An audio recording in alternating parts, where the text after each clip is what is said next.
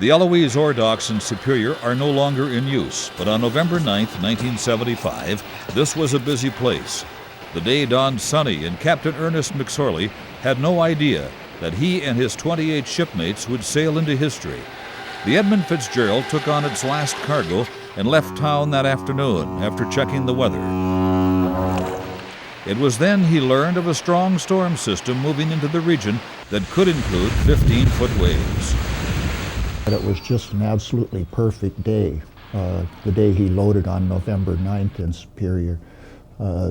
Beautiful blue sky, calm, nice sunshine, perfect day. Hugh Bishop is a senior writer for Lake Superior magazine and has extensively researched the sinking of the Fitz, putting his knowledge into a book he co-authored. Captain Dudley Paquette, the fellow that I wrote the night the Fitz went down with, who was well known as being a weather watcher, had pretty well decided that it was going to be a monster storm and that he was going to stay on the North Shore. Another ore carrier, the Arthur M. Anderson, left the port of Two Harbors about the time the Fitzgerald left Superior. The Fitz was a faster vessel and soon overtook the larger Anderson. Captain McSorley and the Anderson's captain, Jesse Cooper, sailed their vessels along a parallel course and both watched the disintegrating weather.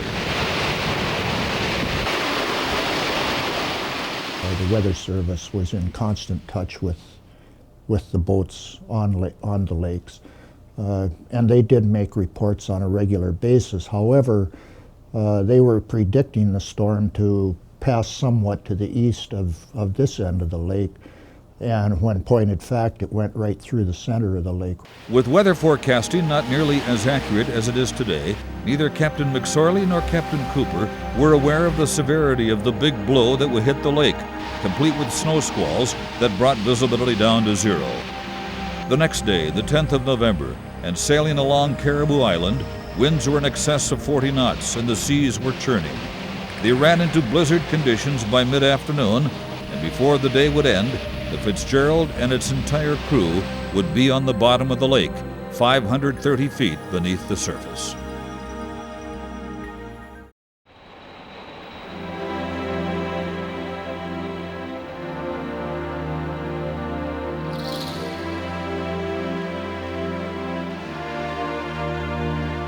After leaving Superior 30 years ago yesterday, the Fitzgerald and the ore carrier Arthur M. Anderson found the weather deteriorating the further they got down lake. By November 10th, on this very day, they were trying to stay within eyesight of each other for safety reasons, and both fighting a vicious storm, hurricane-like, with winds eventually topping 60 miles an hour. The Fitz was about 16 miles ahead of the Anderson when Captain McSorley brought the Fitzgerald north of Caribou Island, and speculation that the Fitz may have bottomed out on the Caribou Island shoal, carrying its hull. The shoaling theory has probably been the most popular because that would be the easiest explanation for the kind of damage he reported after he passed to the east of Caribou Island, and it was almost immediate that he reported that to Captain Cooper on the Anderson.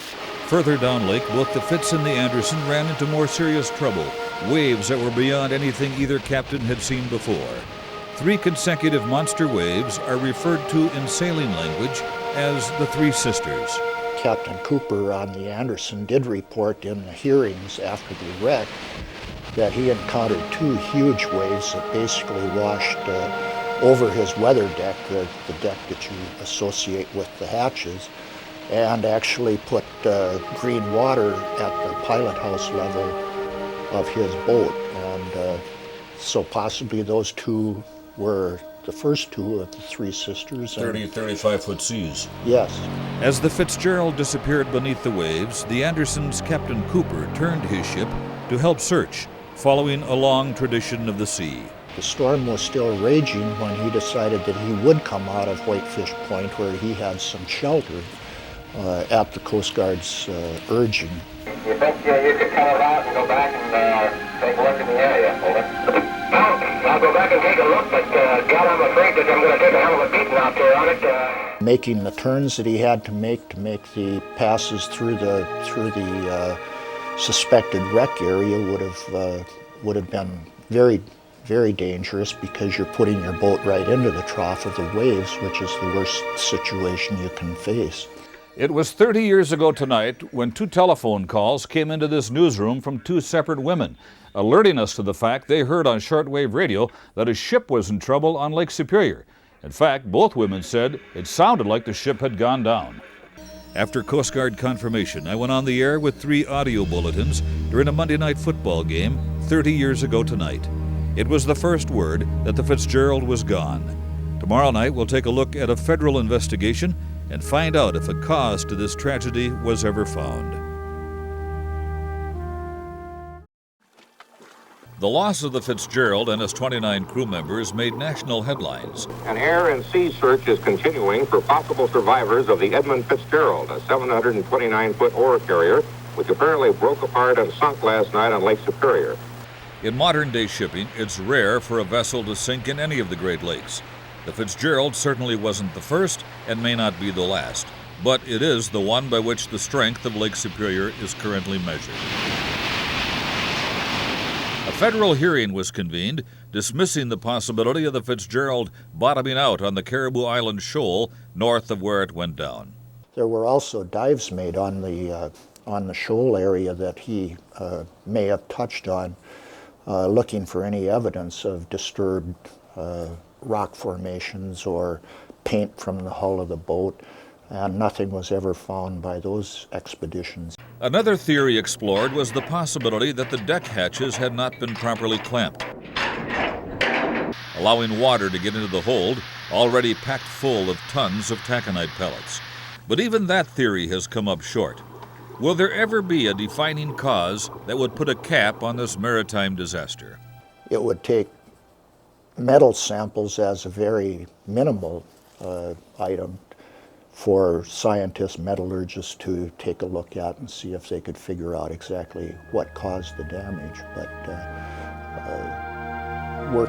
working at that depth isn't easy work. The Fitzgerald lies in 530 feet of dark, cold water. Divers have actually penetrated the serenity of this wreckage, and 2 bodies have been sighted and left where they lay. It's considered by most to be a graveyard. The loss of the Edmund Fitzgerald is what some have called the very fabric of maritime history on this inland sea.